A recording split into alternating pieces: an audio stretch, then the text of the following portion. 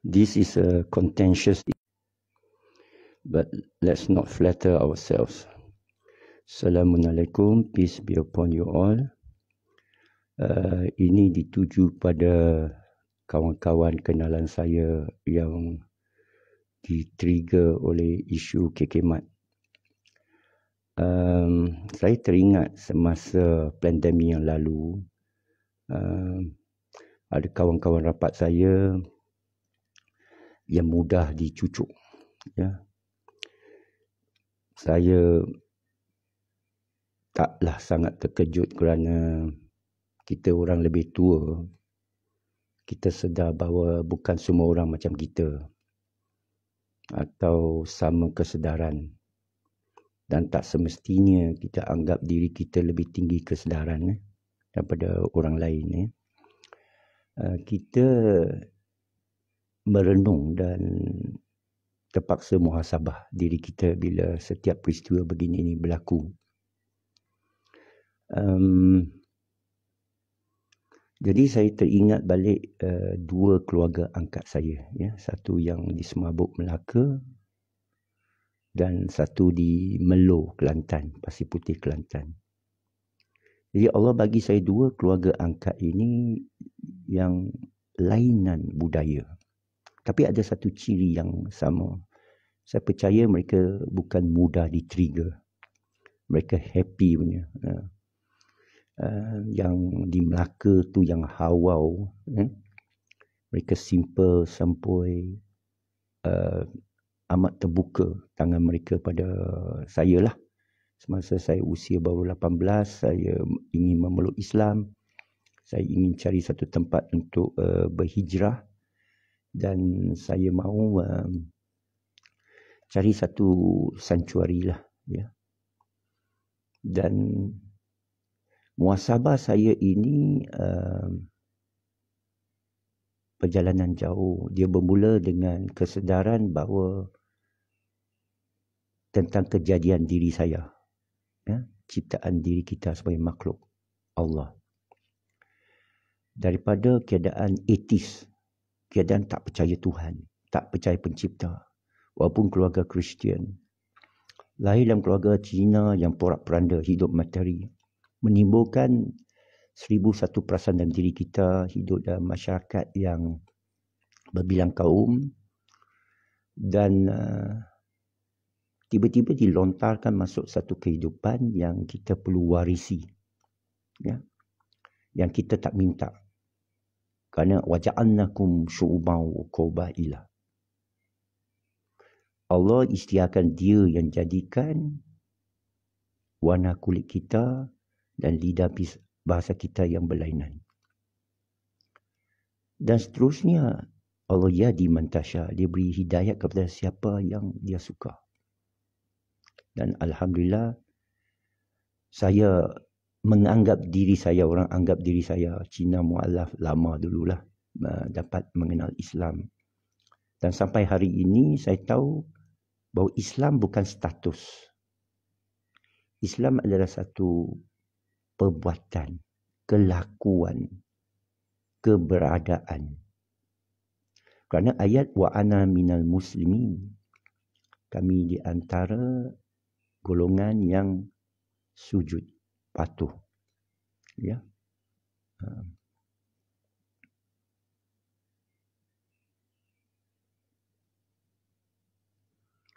Wa ma ana minal musyrikin, kita bukan di kalangan mereka yang menduakan Allah, mensyirikkan Allah, ya. Jadi kenapa saya inginkan Islam, saya dah acap kali cerita, tapi saya nak ambil peluang ini kerana isu kekemat ini kebetulan dikatakan dicetuskan oleh satu posting oleh Firdaus Wong, sahabat kita. Sahabat saya yang saya dah kenal lama dulu, sekali terjumpa berceramah sekali dalam satu surau di Kajang. Lepas tu bila timbul isu Abid Liu, saya tergerak hati untuk berjumpa beliau kerana saya pegang pada apa yang saya belajar tentang soal jangan mengaibkan orang, tentang soal jangan langgar kelampauan atau batasan yang Allah letak. Dan di sana saya nak beritahu bahawa kita senantiasa belajar. Ya, kerana ayat dalam Quran itu jelas. Allah tak suka mereka yang melampaui batas. Allah tidak zalim. Jadi bila saya anggap jalan ini Islam, tentulah saya mesti pelajari dan lebih penting mengatur kelakuan saya, keberadaan saya ikut lunas-lunas yang saya pelajari. Dan saya duduk bersama ramai guru, ramai jemaah. Termasuk Firdaus Wong, saya anggap beliau seorang yang lebih alim dari saya. Bukan saja tu, dia peta berhujah. Peta menjawab soalan-soalan daripada kaumnya sendiri. Dan dia bertindak, bergiat lapangan dakwah, street dakwah di Bukit Bintang setiap Ahad 3 ke 5:30 petang. Dan dia ada tim dia. Seorang yang demikian, tentu sekali saya lebih hormat. Tapi bila timbul isu stokin ini dikait oleh beliau dan saya baca komen, ramai orang, terutama daripada kaum saya, menghantam dia. Ini orang timbulkan, dia nak nak sabotage. Saya terus tidak percaya orang yang kena trigger ni, tak kisah daripada pihak mana. Saya tak percaya dengan mudah. You know? Kerana saya lebih tahu dia. Kan bila kita dah jumpa orang, kita lebih kenal orang tu sebelum kita komen. Tapi dalam isu ni, saya pun post kat Facebook saya sejurus kemudian berapa hari lepas bila timbul isu ni, bahawa saya akan cuba live dengan beliau, Firdaus Wong, untuk bagi pandangan dia dan saya nak bagi pandangan saya. Dan post mula dengan soalan dulu. Kita kena tanya dulu, betulkah saudara yang cetuskan ini, bagaimana dia berlaku, apa pendirian saudara, apa niat saudara. Walaupun kita tahu Allah yang tahu niat kita, tapi bila ada satu kelakuan yang memberi impak, memberi kesan kepada masyarakat, kita kena bertanggungjawab dan tak boleh berpeluk tubuh. Saya tahu lebih baik berpeluk tubuh. Saya posting kat Facebook, saya pun kena hantam sini sana. But it's nothing lah, come on. Bergaduh mulut is nothing. Bergaduh sungguh is something. Itu pun jomlah kita pergi Gaza. Ya. Jadi kita mau jumpa dia, tapi 2 hari lepas dia jawab, atau semalam dia jawab dalam posting Facebook saya, bagi link, dia mohon maaf. Dan saya klik kat link tu, saya tonton Brother Firdaus Wong kata dia hanya posting tentang kalimah Allah pada stokin dan bukan suruh boykot. Okey. Itu alasan yang baik, tapi tak mencukupi. Kepada saya, pribadi saya, kerana tidak tanggungjawab. Saya nak cerita satu kisah semasa saya dalam PAS. Saya rapat dengan pimpinan PAS, Ustaz Abdul Hadi Awang, Tuan Guru Ni Abdul Aziz, Ustaz Hassan Syukri, Ustaz Nakai, Ustaz Fadil Nur, Ustaz Yusuf Rawa. Semasa tahun 90, semangat 46. Sepihan daripada UMNO, ya, Tengku Razaleh Hamzah. Bila kalah berapa undi saja, berapa puluh undi saja dengan Dr. Mahathir Mohamad untuk mencabar Presiden UMNO. UMNO diharamkan oleh, kalau tak silap saya, Hakim Hashim.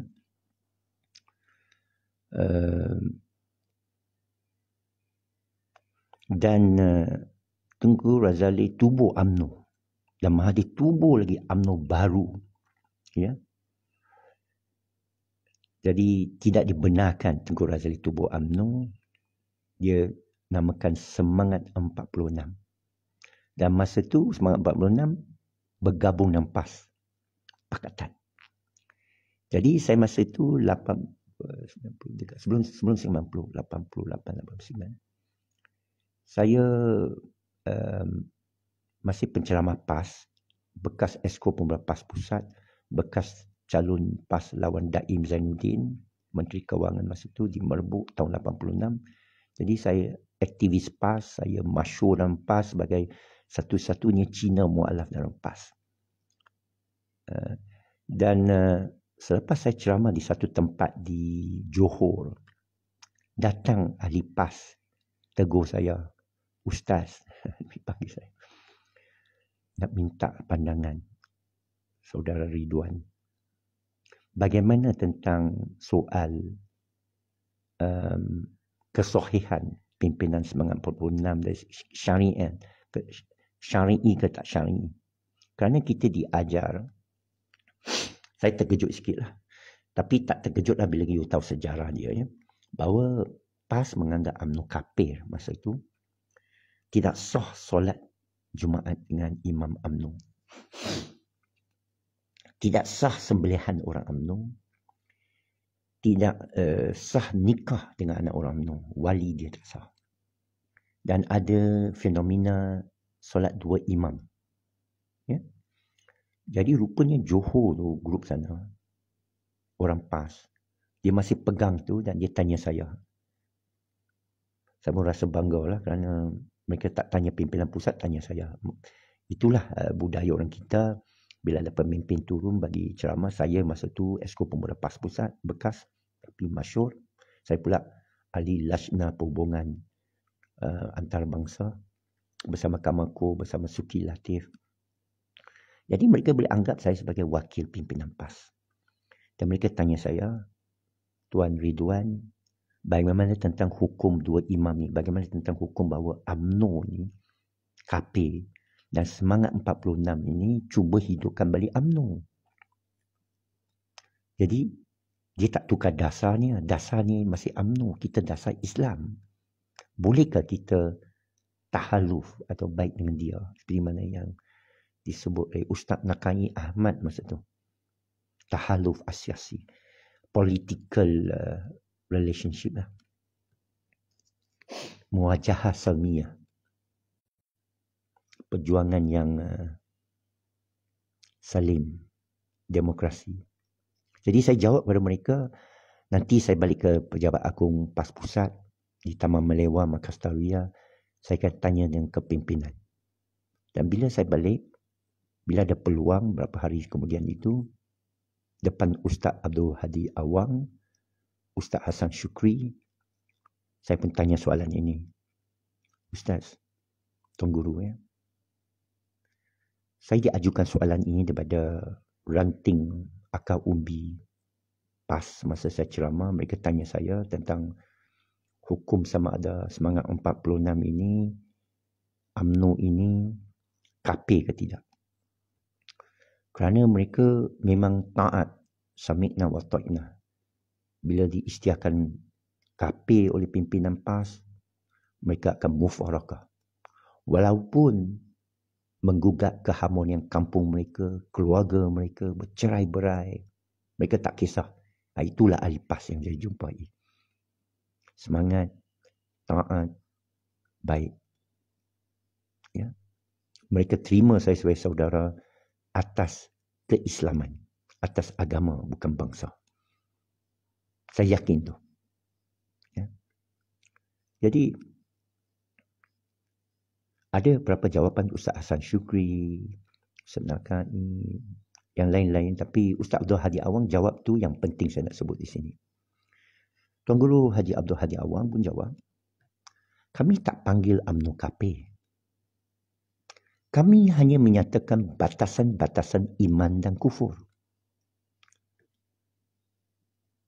Kerana saya ingatkan balik Tuan Guru lah tentang amanat dia. Bukan amanat dia, orang ambil sudutan ucapan dia jadikan amanat. Bukan Ustaz Abdul Hadi Awang kata, ini amanatku. Tidak. Wa ma lam yaku bima anzalallah fa ulaika humul kafirun. Siapa-siapa, ini ayat Quran lah. Siapa-siapa yang tak laksana ikut hukum Tuhan, demo tu kafir. Dia tu kafir.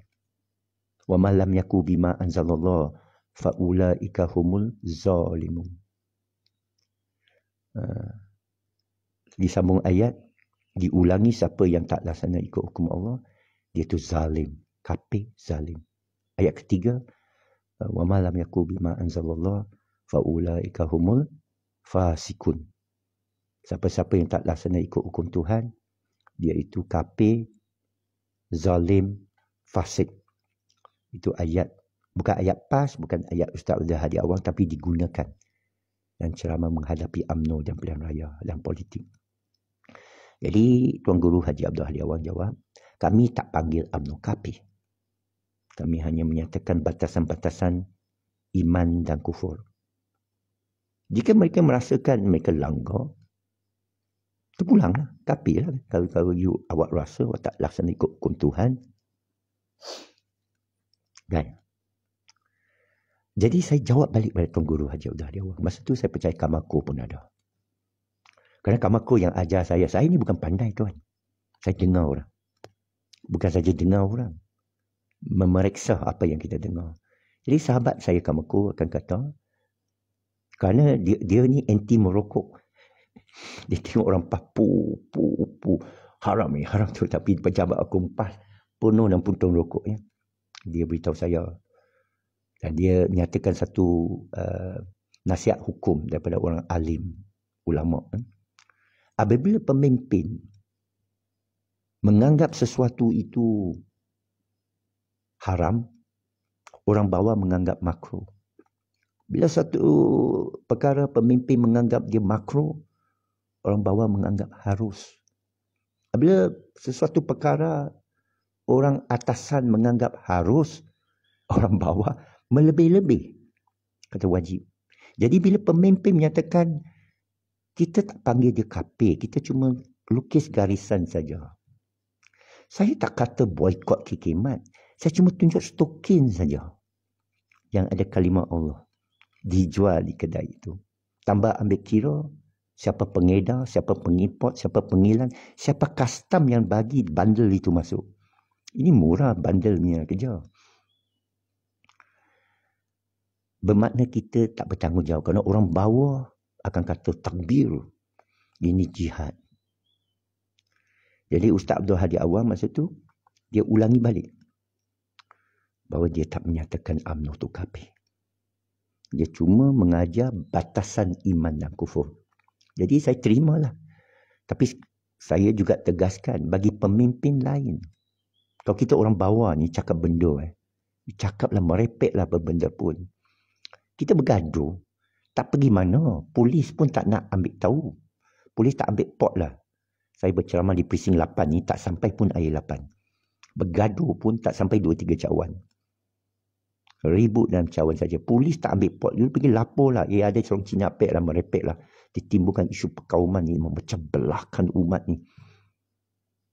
Polis tak ambil kisah. Jadi bila Firdaus Wong dah minta maaf, api dah merebak. Tapi saya nak beritahu sesuatu. Kerana tajuk saya ini tuju pada kawan-kawan saya. Macam kes pandemik dulu dan kes sekarang. Ada antara kawan-kawan rapat saya dalam tarikat, dalam jemaah, dalam rumah tangga yang tak yakin. Saya bagi contoh pandemik lah. Sekarang pandemik dah tak serius. Pandemik dah kita cakap tak kena ban. Cakap 3R ini bahaya, diperhati. Saya tahu ada tengah filter ni.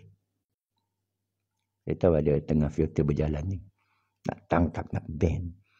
Don't worry. I'm not going to flatter myself. Macam kita bosor sangat. Saya rasa saya tak perlulah gesa sangat jumpa Firdaus Wong lah. Dia dah minta maaf for the record. Dan polis kendaki tu, kalau pihak berkuasa dia siasat bab 3R ni, harta hasutan ini, macam kes orang profesor lah. Ridwan T kata, profesor ni menyoal tentang perkauman kiasu orang Cina. Dia pula yang kena panggil oleh polis. Dia yang kena charge di mahkamah, contohlah. Tapi kita yang baca undang-undang sikit, orang lebih lama, kita faham. By the way, Saifuddin Nasution ni kenalan saya yang rapat satu ketiga dahululah, lama tak jumpa. Tapi kenal rapat lah. Dan Menteri Dalam Negeri. Itulah apek tak istiqamah. Pergi meninggalkan PAS tahun 95. Okay. Kepada kawan-kawan saya ini, saya sedar mereka ada satu, saya panggil adat lah, kepercayaan. Daripada kecil lagi. Dan adat kepercayaan kepada orang tua ini bukan mudah untuk dibuang. Tapi saya cuba bukan nak buang, bukan bagi kesedaran, tapi nak beritahu sesuatu dua perkara. Dan pengalaman saya. Saya lahir Cina. Saya sepatut bangga diri saya Cina, tapi tidak. Kenapa? Kerana bahasa Cina payah sangat. Ibu saya siksa saya bahasa Mandarin. Mama. Banyak susah. Saya dapat nombor 1 bahasa Mandarin masa sekolah rendah. Tapi kerana saya benci belajar bahasa yang payah, saya mental block. Sampai hari ini saya tak boleh tulis bahasa Cina, melainkan wo, i, san, se pun saya tak sure, dengan Wen Pao Xin nama saya. Nama Cina saya. Tanya mana-mana orang tua baca surat khabar Cina, lu kenal ni Wen Pao Xin. Wah, dia cakap banyak lama itu orang tu. Tahun 85-86 banyak masyhur sama Tuan Guru ni Abdul Aziz lah. Pas sisi dululah. Jadi adat ini saya tak berapa pegang kuat kerana kebetulan Allah tidak letak saya dalam kampungan Cina. Masa saya usia 4-5 tahun saya hidup di tanah di air panas. Jalan air panas keliling orang Cina. Saya Cina, bapa saya kopral masa tu, unit semboyan. Tentera di Raja Malaysia, Royal Malaysian Armed Forces, RMAF, berpejabat di MINDEF. Dia seorang technician elektrik, juru elektrik. Berlaku Mei 13. Allah datangkan Mei 13 untuk keluarkan saya daripada kampung Cina. Bapa saya bawa keluarga semua pergi ke MINDEF. Semasa Mei 13 saya tengok banyak kereta terbakar, terbalik dan kasut budak-budak di bawah tu. Masa tu saya usia 8 tahun. Tak tahu, tak faham dan saya sampaikan saja. Bukan saya tahu naratifnya. Tapi bapa saya bawa balik. Bapa saya ada stand gun. Semua askar diberikan senapang dan bapa saya ada machine gun. Dia cuba seludup. Pak aku. Saya nak melaporkan ayah saya, Kopral Un Intien, cuba seludup. Bilas machine gun, stand gun dalam beg. Masa dia tak mau laporkan balik. Apalah bapak aku, tak boleh muat dalam beg, dia bagi balik. Kenapa ni ada bunyi machine gun? Lucu, nak tembak siapa? Kita pindah ke Wardiman Camp. Wardiman Camp saya dengar cerita dari askar-askar lain. Apa yang berlaku. Dan Camp Wardiman itu ditukar 4 Ranger, 2 Ranger ke 5 Ranger ke apa dah, 4 Ranger masa tu kepada tentera Senoi Parak daripada Sarawak untuk cuba redakan keadaan kerana tentu sekali bangsa saya akan protes kalau mereka berdepan dengan askar Melayu. Jadi berdepan dengan Senoi Parak. Kerana Senoi Parak tak kisah Melayu ke Cina, dia pun agama lain. Saya kenal orang Iban di Camp Wardiman. Jadi Allah letak saya di sana. Saya besar sana. Hanya 1-2 jiran orang Cina. 1 jiran orang India. 1 Singapura. Kebanyakannya Senoi Parak dan Melayu. Jadi saya murtad Cina lah. Saya separuh macam Redwan Til. Redwan Til murtad habis. Dia tak tahu sepatah pun bahasa Cina. Dia besar di kampung Setiawan Perak. Perak pun Perak. Tapi saya... ibu bapa saya bercakap dengan saya bahasa Cina. Bapa saya Hokkien, mak saya Kantonis. Dan saya kat sekolah dipaksa bahasa Cina tapi saya benci betul. Dan ibu hidup saya porak-poranda, kemiskinan kerana judi, maksiat, arak. Akhirnya usia 18, bila ibu bapa saya berpisah dalam keadaan ganas, berdarah, saya tulis surat kepada Tuhan dan Allah jawab. 6 bulan kemudian saya memeluk Islam. Saya gembira. Saya tukar nama saya terus Muhammad Redwan bin Abdullah. Buang saya semua. Tetapi Jabatan IC mengingatkan saya tak boleh buang. Apalah dah. Lepas tu fatwa Mufti Dr. Mazal banyak tahun kemudian berkata haram untuk tukar nama saya. Saya mesti dipanggil nama Daniel Unposhin kerana ini ada ayat Allah. Jangan tukar nama yang diberi oleh ayah mereka. Walaupun buruk, anjing bin babi ke, tak boleh tukar. Ini fatwa Dr. Mazal. Jadi saya kenali sebagai Ridwan. Saya ubah balik nama samaran saya Cina Apek supaya tak hilang identiti dan saya anggap satu tanggungjawab untuk saya berdakwah kepada kaum saya. Saya tak lupa. Saya usahakan nampas dan banyak sejarahnya. Sampai Tong Chow Chong, saya jumpa Kuah Kia Sung, Teng Chiu Pei, Simon Yi, Lim Fong Sing, Lim Kit Siang, Kapal Sing, Tan Seng Giau. Itu 85-86 lah sebagainya. Dan saya tahu sahabat-sahabat saya ni, mula saya sedar bahawa tak semestinya seorang yang lahirnya Islam, zahirnya parti politik Islam, zahirnya lafaz walak hanya pada Islam bukan perkauman, tak semestinya. Pertama kali berlaku, saya sebut dia WJ lah. Saya tak mahu sebut nama penuh orang Kelantan. Kawan rapat Ridwan T, mahasiswa, aktivis PAS, bersama saya pejabat agung PAS, Jalan Pahang Barat. Tahun 90, masa itu peristiwa Sultan Kelantan larikan kereta Lamborghini daripada custom.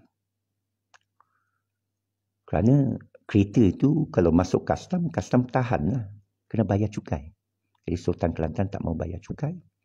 Dia pergi bawa sendiri tadi. Tak ada berani pegawai custom nak berhenti Sultan. Ya.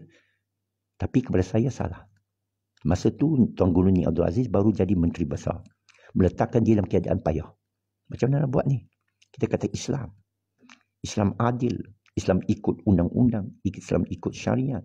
Islam ikut Allah, atiullah wa atiur rasul barulah uli amri minkum. Ni Sultan dah larikan satu kereta Lamborghini. Daripada custom elak bayar cukai. Jadi saya bangkitkan ini kalangan sahabat-sahabat termasuk WJ ini. Di Jalan Pahang Barat, kalangan sahabat PAS. Tahu tak apa dia beritahu kat saya?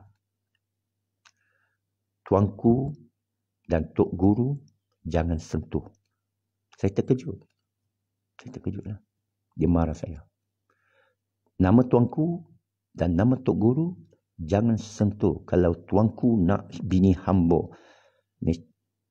hamba sanggup ceraikan bini untuk bagi nikah sama tuanku. Jadi saya dapat belajar satu perumpamaan atau pepatah ke Melayu. Banyak saya belajar, saya kutip. Tapi itu mengejutkan saya kerana keluar dari mulut seorang aktivis PAS. Dan dari situlah mula lenturnya semangat saya kepada PAS. Bahawa tidak semestinya satu jemaah yang mengatakan dia berjuangkan Islam. Ini perkauman adalah asabiyah. Kita menentang UMNO kerana bab asabiyah kezaliman. Kita berkawan dengan Cina kerana dakwah. Kita nak beritahu orang Cina jangan takut dengan Islam. Islam bukan berdasarkan kaum. Semua idealisme. Saya panggil idealisme kerana dia memang idealisme. Belum lagi nampak kenyataan selain daripada Rasulullah sendiri lakukan. Dengan Ansar dan Muhajirin. Kawinkan kaum Yathrib, Aus dan Khazraj. Yang bukan Mekah Quraisy dia. Dengan Muhajirin. Dan berjanji berhijrah ke Madinah, Yathrib Madinah, dan mati di sana.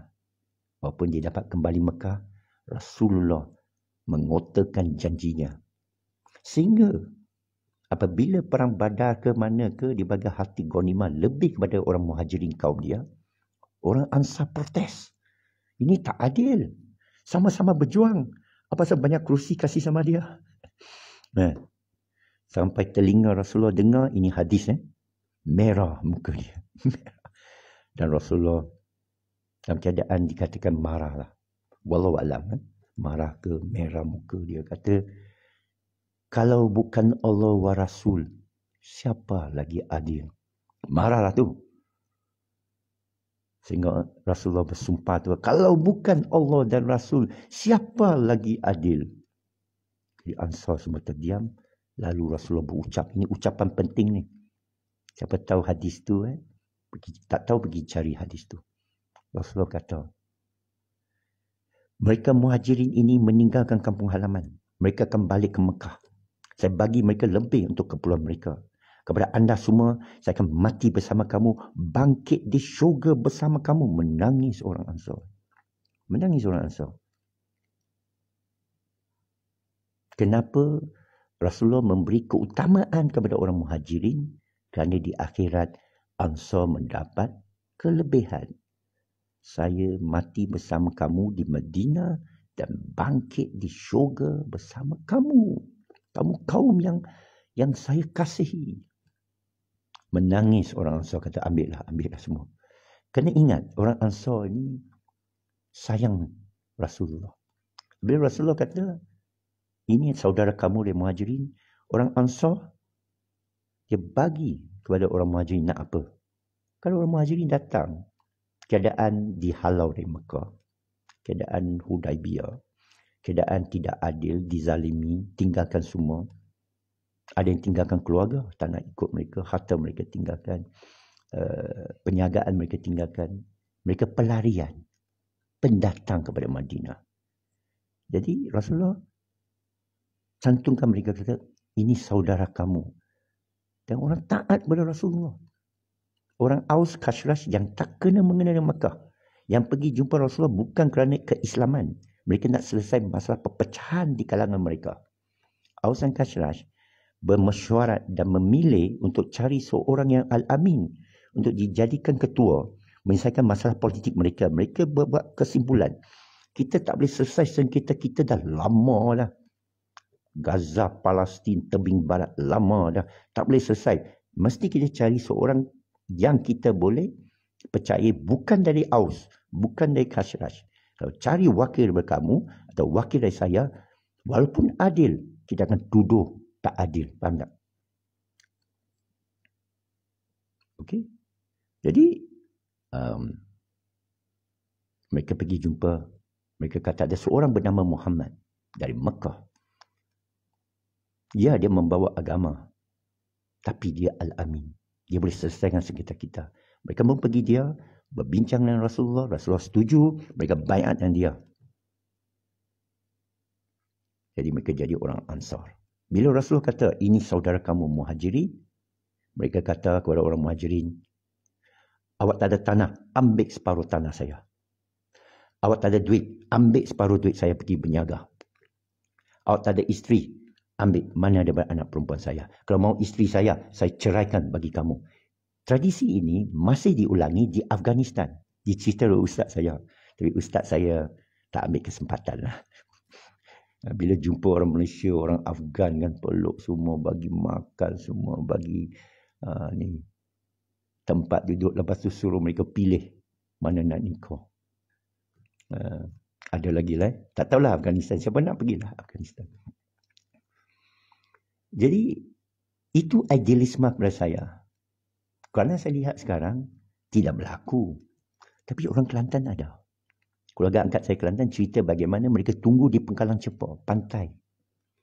Bila orang Cambodia sampai, tak ada benda. Mereka ambil keluarga. Mari jadi keluarga angkat saya. Mari saya jaga. Itu sebab Kelantan ni, you tengok rupa ni lain sikit. Ada Vietnam sikit, ada Cham sikit. Dan saya terus diambil. Saya diambil sebagai anak angkat keluarga angkat saya orang Kelantan ni. Pada ayat pertama, saya jejak kaki masuk rumah. Ni, Abang Nazrul ni di PJ Old Town tahun 81, awal 81. Masa saya belajar di Pekim, jejak kaki masuk aja, dia beritahu saya, ibu saya ibumu. Duduklah sini. Saya duduk 3 tahun. Sehingga hamba boleh kecek Latin. Bahkan budu ke apa ke. Pasal ada dalam rumah tu ada grandma dia, mak dia. Mak dia berbahasa Kelantan klasik. Tobik. Dia panggil sijik. Balik klik sijik. Jadi saya tahu. Cuma Bunyamin Yaakob aja dia punya pelak sangat. Hamba payuh nak ikut. Jadi sikap Rasulullah itu, dan saya tengok pada kenyataan sahabat PAS itu, saya sedih lah. Saya tak terkejut. Bila saya dapati antara kawan-kawan jemaah tak ikut apa yang mereka cakap. Saya tak terkejut lah. Apa nak terkejut? Sedih lah.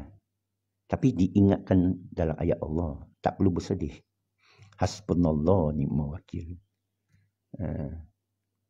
Jadi saya tak ada apa.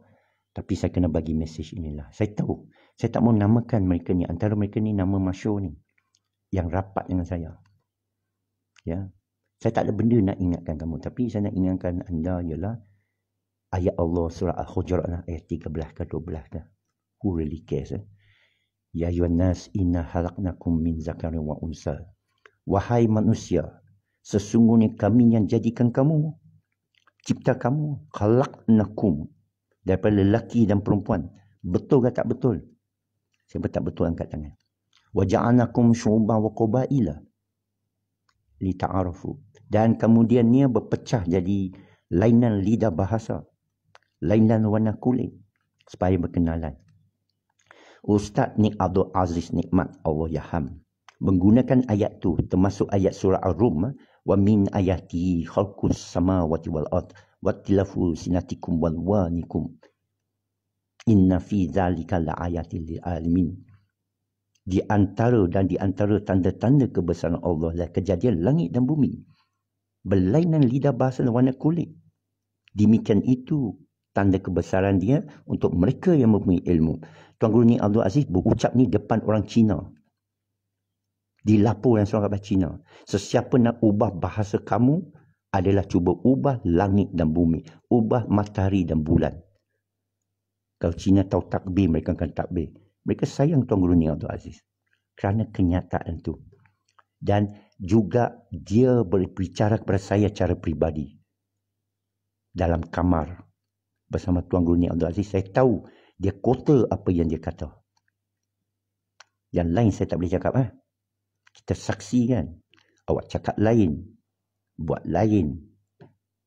Manifesto kata nak bagi harga turun. Lepas tu bagi benda lain. Orang susah ni. Padu ni.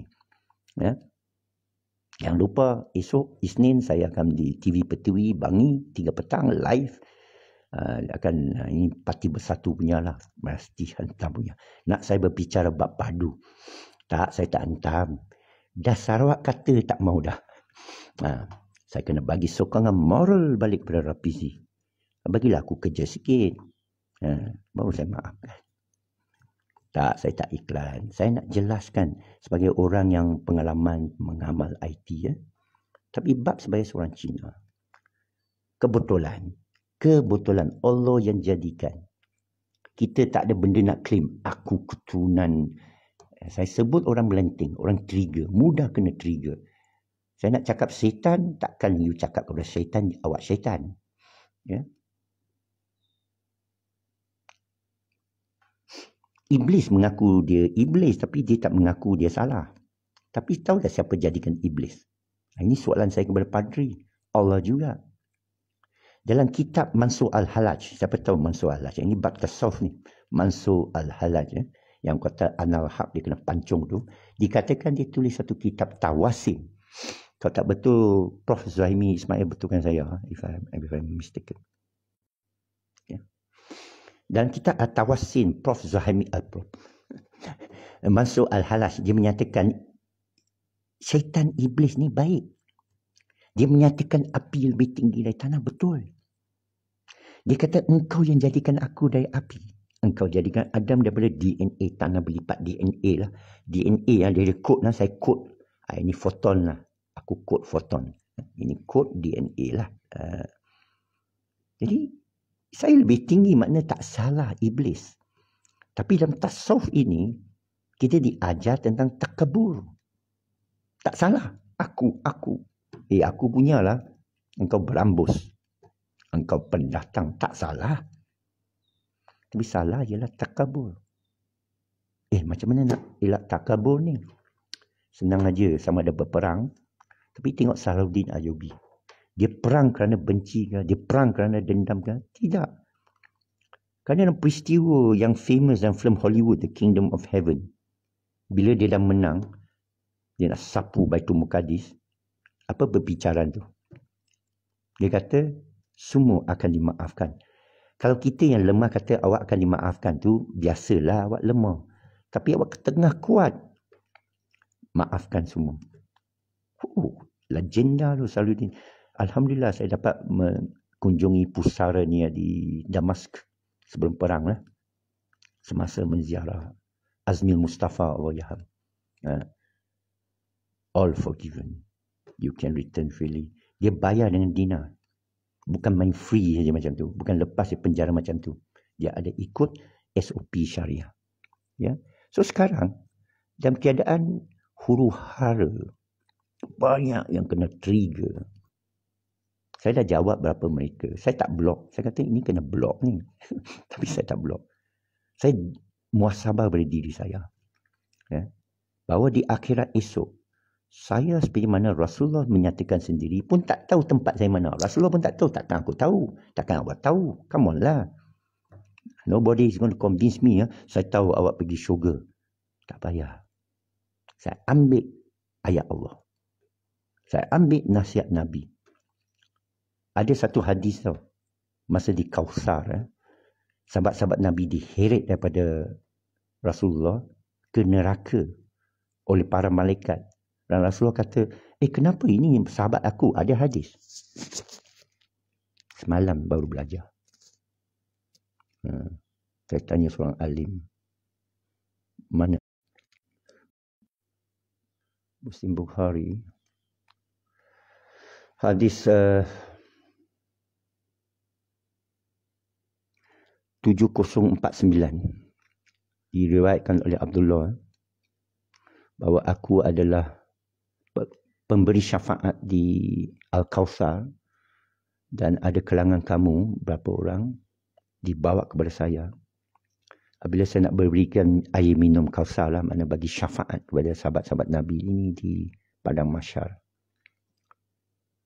Mereka ditarik daripada saya dengan keras, cara kekerasan. Dan saya pun kata, Tuhanku, sahabat-sahabatku. Dan Allah menjawab, awak tak tahu apa mereka lakukan selepas kamu meninggal. Mereka memperkenalkan perubahan baru, perkara baru dalam ad-din.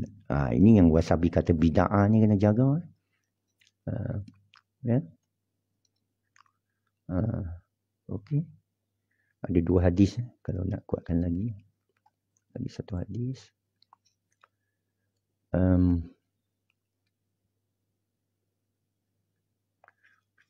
Sorry ya. Kita jumpa dah hadis tu. Ada sebentar. 2 hadis Sahih Muslim Bukhari tentang kalangan sahabat diheret masuk neraka. Mana bukan semua sahabat masuk syurga. Selepas tu, masa tu okey ikut Rasulullah. Tapi selepas meninggalnya Rasulullah. Selepas meninggalkannya Rasulullah. Okey, tak jumpa lah. Tak jumpa, maaf. Ada 2 hadis tu. Satu hadis saya tak kumpul. Itu saja. Saya pun ada masuk dalam Facebook saya cari.